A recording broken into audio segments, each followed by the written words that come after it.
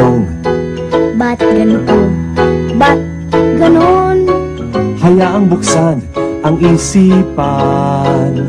Sa science o agham, tayo na sa siniskwela. Tuklasin natin ang siyensya, Buksan ang pag-iisip. tayo'y likas na scientist. Tayo na sa siniskwela, tuklasin natin ang siyensya. Kinabukasan ng ating bayan, siguradong makakamtan.